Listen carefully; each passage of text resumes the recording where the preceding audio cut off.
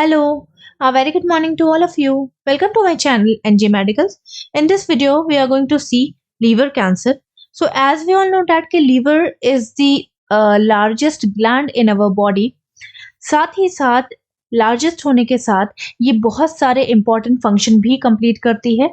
For example आपके digestion में help करना, आपके अंदर ब्लड की टॉक्सिसिटी को डिक्रीज करना, आपके अंदर मेटाबॉलिक फंक्शन करना और आपको हेल्दी रखना। इस तरह के बहुत इंपॉर्टेंट फंक्शन लीवर हमारा करता है। अगर लीवर के अंदर के जो सेल्स हैं उसमें कोई एबनॉर्मल ग्रोथ हो जाएगी तो हम उसे क्या बोलेंगे? लीवर कैंसर बोलेंगे। सो कैंसर हम सब जानते हैं कि abnormal growth of the cells. अगर वो लीवर के सेल्स हैं तो लीवर कैंसर, या किसी अनदर ऑर्गन के सेल्स हैं तो हम उसे उस ऑर्गन का कैंसर बोलेंगे। तो चलिए देख लेते हैं कि क्यों हो रहा है लीवर कैंसर और इसके लिए हम क्या कर सकते हैं। फर्स्ट ऑफ ऑल थोड़ा सा एनाटॉमी देख लेते हैं, क्योंकि types of the liver cancer अलग अलग लीवर की जगह पे होता है, इस वजह से हमें थोड़ा सा एनाटॉमी एंड फिजियोलॉजी देखनी पड़ेगी। ठीक है, तो लीवर जो है वो आपका स्टमक के पास सिचुएटेड होता है। यहाँ पे आपको हाफ देखने को मिल रहा होगा। अगर मैं इसको कंप्लीट कर दूं इस तरह से, तो लीवर कुछ इस तरह से इस तरह से आपका सिचुएटेड होता है और स्टमक भी आपका इस तरह से सिचुएटेड होता है, ऐसे करके।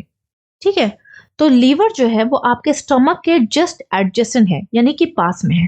तो इतना तो आप समझ गए होंगे। मैं आपको ये इसलिए बता रही हूँ कि अगर लीवर कैंसर फैलेगा तो एब्डोमेन में आपको कॉमनली देखने को आराम से मिलेगा। लीवर कैंसर हुआ, अगर वो फैल गया तो वो एब्डोमेन में आराम से फैल सकता है। लीवर के पास गॉल ब्लैडर भी होता है।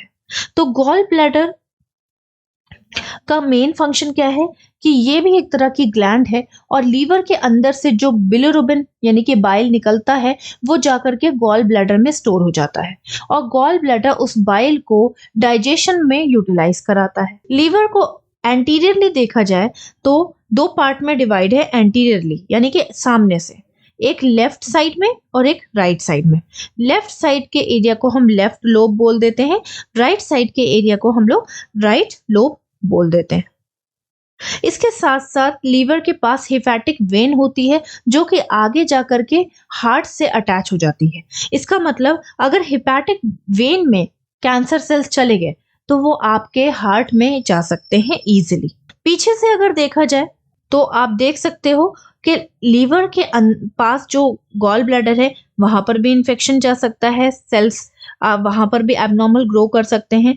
इंफीरियर वेना केवा जो कि आपके हार्ट में ब्लड ले जाने का काम करती है, उसके अंदर भी abnormal growth of the cells हो सकते हैं। पीछे से लीवर दो लोब्स में डिवाइड है। क्वाड्रेट ये वाला ऊपर वाला जो कि आपके इंफीरियर वेना कावा के जस्ट साइड में है, एंड क्वाड्रेट जो कि आपके गॉल ब्लैडर के जस्ट साइड में। अब यहाँ पे आप देख सकते हो इजिली कि ये जो इंफीरियर वेना कावा है किस तरह से आपके हार्ट से कनेक्टेड है। तो अगर लीवर में कोई abnormal growth of the cells हुए और वो आपकी इंफीरियर वेना कावा में चले गए तो वो डायरेक्टली आपके कार्डियक यानी कि हार्ट में जाने के केपेबल हो सकते हैं। इसके साथ साथ लीवर जो है उसके पास टोटल 4 लेयर्स होती हैं।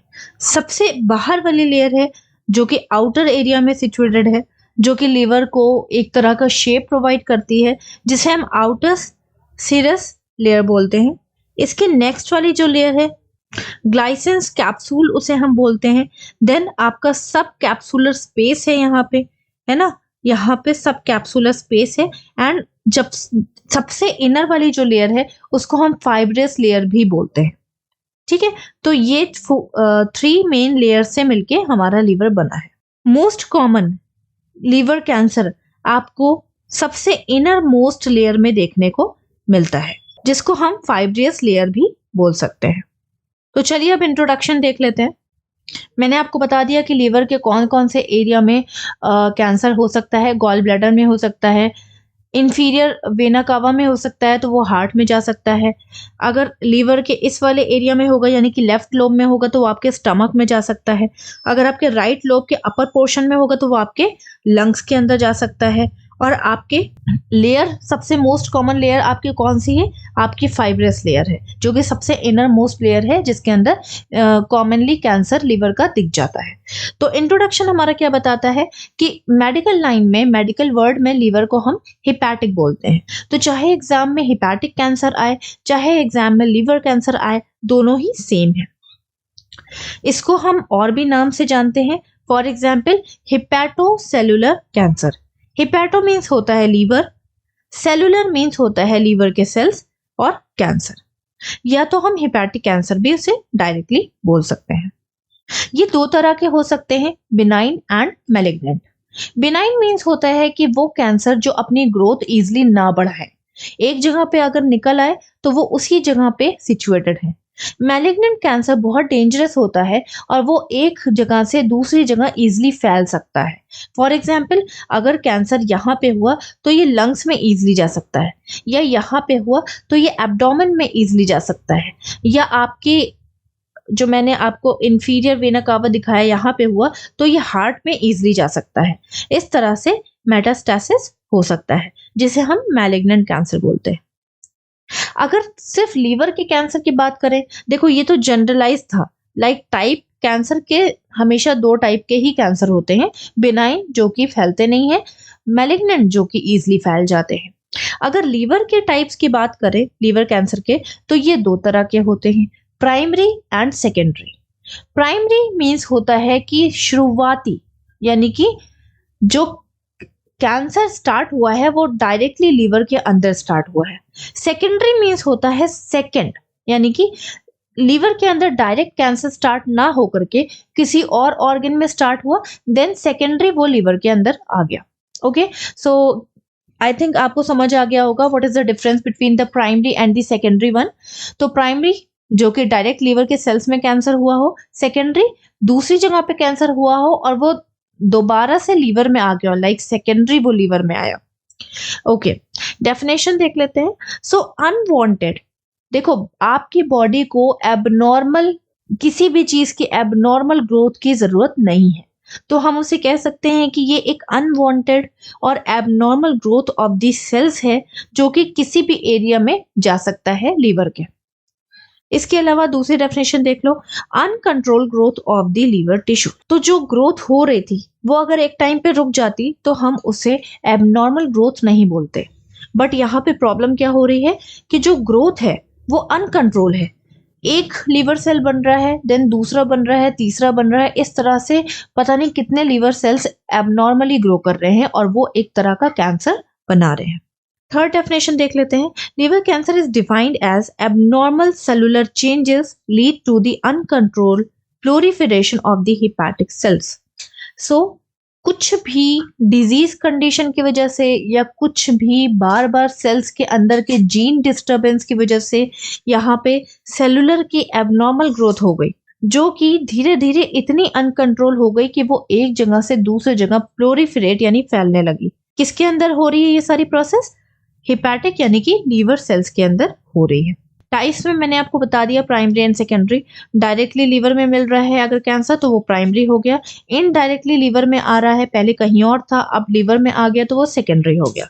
एग्जाम्पल, यहाँ पे बहुत सारे टाइप्स ऑफ प्राइमरी लीवर हैं जो कि हम लोग वन बाय वन डिस्कस करने वाले हैं, और सेकेंडरी में आप एग्जाम्पल कुछ भी लिख सकते हो, लीवर के आसपास के ऑर्गन, फॉर एग्जाम्पल स्टमक हो गया आपका, ब्लड वेसल्स जो कि लीवर के आसपास वाले हैं, लंग कैंसर हो गया, है ना, ये सारी चीजें सेकेंडरी आपके लीवर में आया, जिसकी वजह से ये सेकेंडरी ऑप्शंस आ गए। तो प्राइमरी के टाइप्स डिस्कस कर लेते हैं।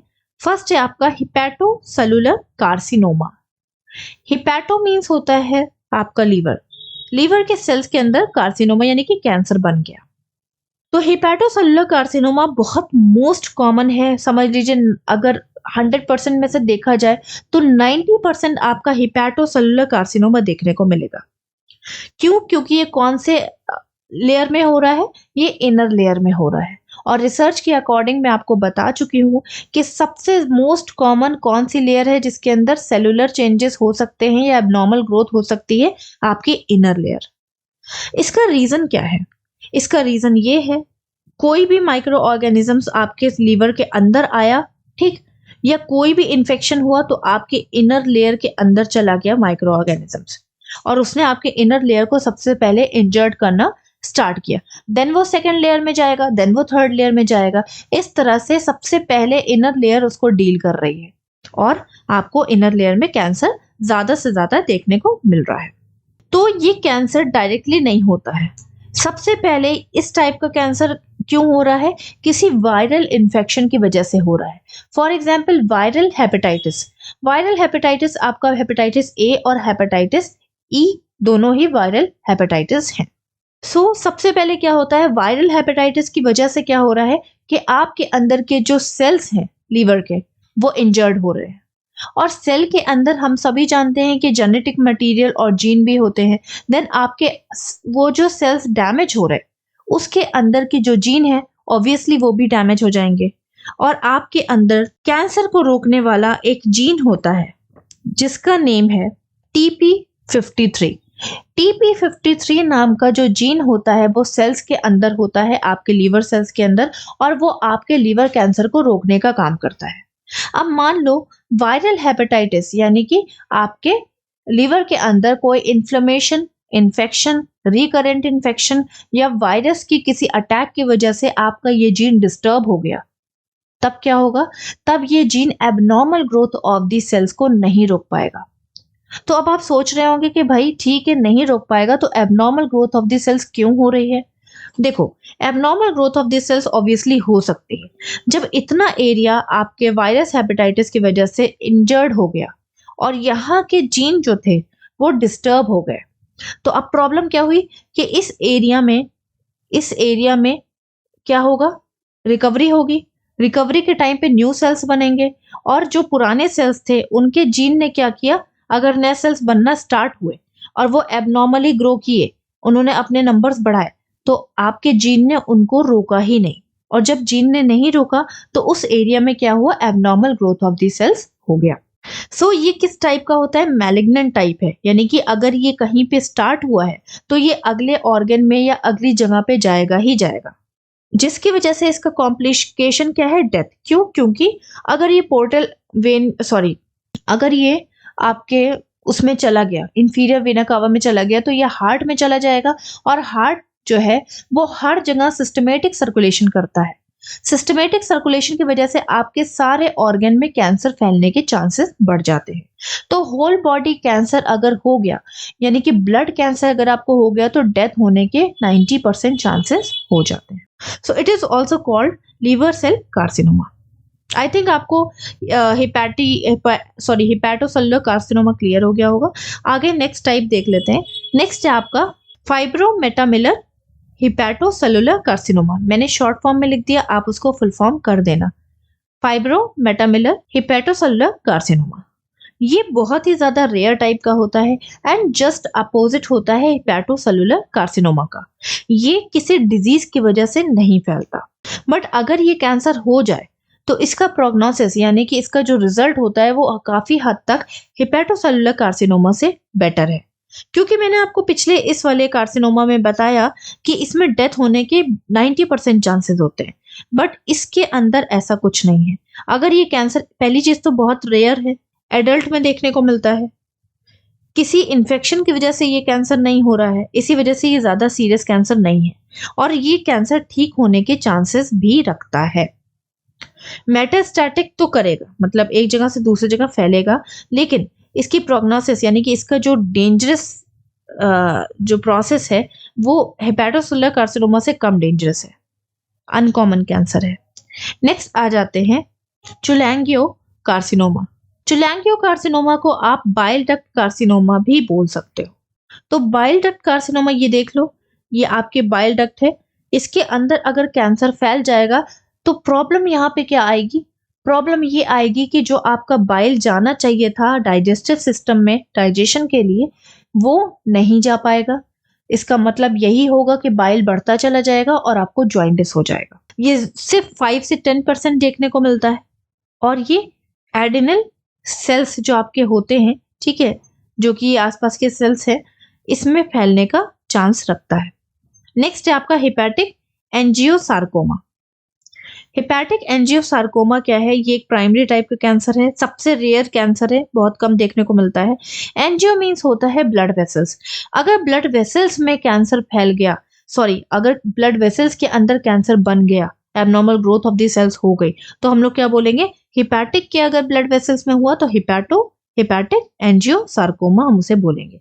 ये मोस्ट अनकॉमन कैंसर है, लेकिन अगर हो जाएगा तो ऑब्वियस सी चीज है कि ये ब्लड वेसल्स के अंदर है, तो ब्लड में जाने के पूरे चांसेस रखता है और मैलिग्नेंट होने के चांसेस भी रखता है। नेक्स्ट आ जाते हैं स्टेजेस। तो we are having 4 stages, stage 1, 2, 3 and 4। Stage 1 में क्या हो रहा है? कुछ भी दिक्कत नहीं, अभी एक्यूट कैंसर हुआ है, एक्यूट प्रॉब्लम आई है, देन वो आगे चल के क्रोनिक में कन्वर्ट हो रही है। क्रोनिक में कन्वर्ट होने की वजह से क्या हो रहा है कि जो आपका सेल्स है वो फाइब्रोसिस हो गया उसके अंदर। फाइब्रोसिस मीन्स होता है कि जब सेल्स की डेथ होने लगे, जब आपके सेल्स के अंदर इंजरी पे इंजरी होने लगे, उस स्टेज को हम फाइब्रोसिस बोलेंगे। ये स्टेज आपकी 3rd स्टेज है। एंड 4th स्टेज क्या है आपकी? Cancer of the liver. ये 4 स्टेज है। स्टेज 1 क्या है? Acute infection. स्टेज 2 क्या है? Chronic infection. स्टेज 3 क्या है? फाइब्रोसिस। स्टेज 4 क्या है? Liver cancer. क्यों? क्योंकि मैंने आपको पहले ही बता दिया कि 90% कैंसर्स कौन से हैं? Hepatocellular carcinoma. और हिपैटोसेलुलर कार्सिनोमा किसी ना किसी इन्फेक्शन की वजह से ही होता है। ठीक है, तो यहाँ पे हम उसी के बेसिस पे स्टेजेस देख रहे हैं। एक्यूट इन्फेक्शन हुआ, स्टेज 1। क्रोनिक इन्फेक्शन हुआ, स्टेज 2। फिर वो इन्फेक्शन की वजह से सारे सेल्स की डेथ होने लगी, नेक्रोसिस होने लगा, स्टेज 3। और नेक्रोसिस की वजह से बाद में क्या हुआ? म्यूटेशन हो गया, सेल्स में एबनॉर्मल चेंजेस हो गए, जीन की डेथ हो गई, जिसकी वजह से मैलिग्नेंसी हो गई, stage 4, cancer of the liver. Next आ जाते हैं TNM classification. T for tumour, N for node, M for metastasis. तो ये बताता है कि ट्यूमर आपके लिम्फ नोड में जाकर के मेटास्टेसिस हुआ या नहीं, या कौन सा स्टेज पे ये ट्यूमर मेटास्टेसिस होगा। ठीक है, तो first of all T for tumour. TX means क्या होता है? Primary tumour can not be assisted. अभी ट्यूमर का कोई भी नामो निशान नहीं है, ट्यूमर आपको पता ही नहीं है कि हो रहा है, तो उसको हम इंडिकेट एज अ TX बोलेंगे। T0 मीन्स होता है कि अभी भी हमें कोई एविडेंस नहीं मिला कि अंदर ट्यूमर बन रहा है। T1 अब हमें एविडेंस मिल गया है, यानी कि ट्यूमर असिस्टेड हो गया है, ट्यूमर पता चल गया। T2 ट्यूमर पता चल गया, साथ ही साथ वो ब्लड वेसल्स में चला गया। T3 ट्यूमर अब मोर देन 5 सेंटीमीटर हो गया और आपके हिपैटिक वेन में चला गया। ठीक। T4 ट्यूमर अब गॉल ब्लैडर में भी चला गया, क्योंकि गॉल ब्लैडर आपके लीवर के जस्ट पास है। NX, N फॉर नोड, पूरा नाम लिम्फ नोड। लिम्फ नोड क्या होता है? आपके पूरी बॉडी में इस तरह से ये देखो इस तरह का स्ट्रक्चर होता है, इसके अंदर WBCs बनते हैं, और ये सिस्टम यानी कि ये ग्रीन वाला सिस्टम, इसको हम लिम्फेटिक सिस्टम बोलते हैं। साथ ही साथ ये आपके अंदर एंटीबॉडीज बनाने का और आपकी बॉडी को इम्यून रखने का और इम्यून कह सकते हैं इम्यूनिटी प्रोवाइड करने का काम करता है। तो इसी के पास ब्लड वेसल्स भी होती हैं, इसी के एकदम पास ही पास ब्लड वेसल्स और कैपिलरीज भी होती हैं। NX मीन्स होता है कि regional lymph node can not be assisted, यानी कि अभी ये ग्रीन वाली स्ट्रक्चर में कैंसर नहीं गया। N0 मीन्स अभी भी कैंसर नहीं गया। N1 means regional lymph node involve. Regional lymph node means क्या होता है? मान लो लीवर, यहाँ पे आपका लीवर है, यहाँ पे मैं ऐसे ड्रॉ कर देती हूँ। ओह, ये रहा आपका, मान लो यहाँ पे ये लीवर है। ठीक है, इसके आसपास के जितने भी लिम्फ नोड है वहां पे कैंसर चला गया। ठीक है, रीजनल मीन्स होता है कि मेन ऑर्गन के जिसकी हम बात कर रहे हैं उसके आसपास का लिम्फ नोड, जिसे हम रीजनल लिम्फ नोड बोलते हैं। यानी कि अगर कैंसर गया है तो वो इस एरिया में गया होगा, या इस एरिया में गया होगा, या इस एरिया में गया होगा, लेकिन अभी इस एरिया में नहीं गया, ना ही इस एरिया में गया, ना ही इस एरिया में गया। आप समझ गए? रीजनल लिम्फ नोड इन्वॉल्व हो गए। नेक्स्ट आ जाते हैं MX। M फॉर होता है मेटास्टेसिस। मेटास्टेसिस मीन्स फैल जाना। तो अभी MX मीन्स है कि अभी हमें नहीं पता चला है कि कैंसर लीवर से इधर उधर फैला या नहीं। M0 मीन्स स्टिल अननोन है, अभी भी हमें नहीं पता है कि जो कैंसर है वो आपके लीवर के अलावा किसी ऑर्गन में गया या नहीं। M1 मीन्स होता है डिस्टेंस मेटास्टेसिस, यानी कि कैंसर आपके लीवर से होकर के पूरे ऑर्गन में आसपास के एरिया में फैल चुका है। और वो इसलिए क्योंकि लिम्फ नोड में अगर कैंसर फैल गया और लिम्फ नोड एक दूसरे से कनेक्टेड है तो वो धीरे धीरे करके आपके दूसरी जगह में भी आराम से जा सकता है। क्यों? क्योंकि मान लो लिम्फ नोड में फैल गया और लिम्फ नोड एक दूसरे से कनेक्टेड है तो वो हार्ट के पास के लिम्फ नोड में भी इजीली कैंसर चला जाएगा। अच्छा, कैंसर जाता कैसे होगा, कभी आपने सोचा है? वो हम पैथोफिजियोलॉजी में डिस्कस करेंगे कि कैंसर जा कैसे रहा है। चलो अब आ जाते हैं कॉजेज और रिस्क फैक्टर्स। तो फर्स्ट कॉज है आपका सिरोसिस। सिरोसिस मीन्स क्या होता है? Scarring of the liver tissue, यानी कि आपके लिवर टिश्यू की यानी सेल्स की डेथ हो रही है। तो मैंने आपको बता दिया कि अगर लिवर सेल्स की डेथ होगी फिर उनकी रिकवरी होगी। आपके लिवर सेल्स की डेथ होने की वजह से जो आपका मेन TP53 जो आपका जीन है जो कि abnormal growth of the cells को रोकता है वो नहीं रोक पाएगा। साथ ही साथ इनहेरिटेड लिवर डिजीज, यानी कि फैमिली हिस्ट्री हो आपकी, अगर मान लो फैमिली हिस्ट्री में आपका कोई कैंसर है, आपकी फैमिली को था कैंसर, आपकी फैमिली में किसी को था कैंसर, सेम जीन आपके अंदर आए, यानी कि वही वीक जीन आपके अंदर आए कि आप वो जीन लिवर कैंसर को रोकने के लिए केपेबल नहीं है और वही जीन आपके अंदर भी आ गया और आपको भी हो गया। डायबिटीज मेलाइटिस, देखो diabetes mellitus first of all बहुत बड़ा हब है दूसरी डिजीज को करने के लिए। डायबिटीज में आपका इम्यून सिस्टम वीक हो जाता है। क्यों हो जाता है? क्योंकि जब आपका ग्लूकोज लेवल कंटिन्यूस बढ़ा रहेगा तो वो आपके इम्यून सिस्टम को वीक बना देगा, आपके इम्यून सेल्स को एक्टिवेट नहीं होने देगा। स्लो फंक्शन हो जाता है आपका इम्यून सिस्टम का अगर आपकी शुगर लेवल बढ़ी रहे तो। ऐसे पेशेंट जिनका शुगर लेवल हमेशा हाई रहता है उनके अंदर लिवर डिजीज होने के पूरे पूरे चांसेस होते हैं। क्यों? क्योंकि इन्फेक्शन आया अगर और वो लिवर में अगर चला गया तो डायबिटीज के जो ग्लूकोज लेवल है वो आपके एंटीबॉडीज को प्रोड्यूस जल्दी होने नहीं देता। Non alcoholic fatty liver disease. Non alcoholic तो ऑब्वियसली जो लोग अल्कोहलिक नहीं हैं, जो कि नहीं पीते हैं लाइक अल्कोहल, उनके अंदर भी लिवर डिजीज हो सकती है। तो ये एक तरह की डिजीज है जिसमें आपके लिवर में स्वेलिंग आ जाती है, आपके लिवर में फैट सेल्स बढ़ जाते हैं, आपका लिवर का साइज बढ़ जाता है, जिसकी वजह से लिवर जो है वो नॉर्मल फंक्शन नहीं कर पाता और जब वो नॉर्मल फंक्शन नहीं कर पाएगा तो उसके अंदर इंजरी हो सकती है। एंड फैटी डिजीज की वजह से हो क्या रहा है कि ब्लड सप्लाई प्रॉपर नहीं हो पा रही है, कंप्रेस हो रही है, दब रही है ब्लड सप्लाई, जिसकी वजह से क्या हो रहा है आपके लीवर को प्रॉपर ब्लड सप्लाई नहीं मिल रही है और लीवर के अंदर क्या हो रहा है, सेल्स की डेथ हो रही है। सेल्स की डेथ होने की वजह से लीवर के अंदर इंजरी हो रही है और आपके म्यूटेशन हो रहा है, यानी कि एबनॉर्मल जेनेटिक चेंजेस हो रहे हैं। नेक्स्ट है आपका एफ्लाटॉक्सिन। एफ्लाटॉक्सिन एक तरह का कह सकते हैं फंगल इन्फेक्शन हो सकता है जो कि उन लोगों को होता है जो कि नॉर्मली कह सकते हैं कि एग्रीकल्चर का काम करते हैं और एग्रीकल्चर में वो पीनट का काम करते हैं, यानी कि पीनट उनके खेत में उगता होगा या आपके उनके खेत में कह सकते हैं कि कॉर्न यानी भुट्टे उगते होंगे। तो उस टाइम पे क्या होता है कि ऐसी चीज़ों पे फंगल इन्फेक्शन ज़्यादा हो जाते हैं। तो उस फंगल इन्फेक्शन की वजह से क्या हो रहा है, अब कई बार आपने देखा होगा कि मूंगफली आप इस तरह से छीलते हो और इस तरह से देखने को मिलता है। यही फंगल इन्फेक्शन अगर आपने ये वाली खा ली है धोखे से तो ये फंगस आपके अंदर चले जाएंगे और अगर आपका इम्यून सिस्टम वीक हुआ, आप डायबिटिक हो या आपका फैटी एसिड है या कोई भी आप पहले से बीमारी से उभरे हो और आपका इम्यून सिस्टम वीक है तो ये फंगस आपके जाकर के लीवर को हार्म करेंगे और लिवर आपका क्या हो जाएगा, इन्फेक्टेड हो जाएगा। तो इन सब चीज़ों से आपको बचना चाहिए।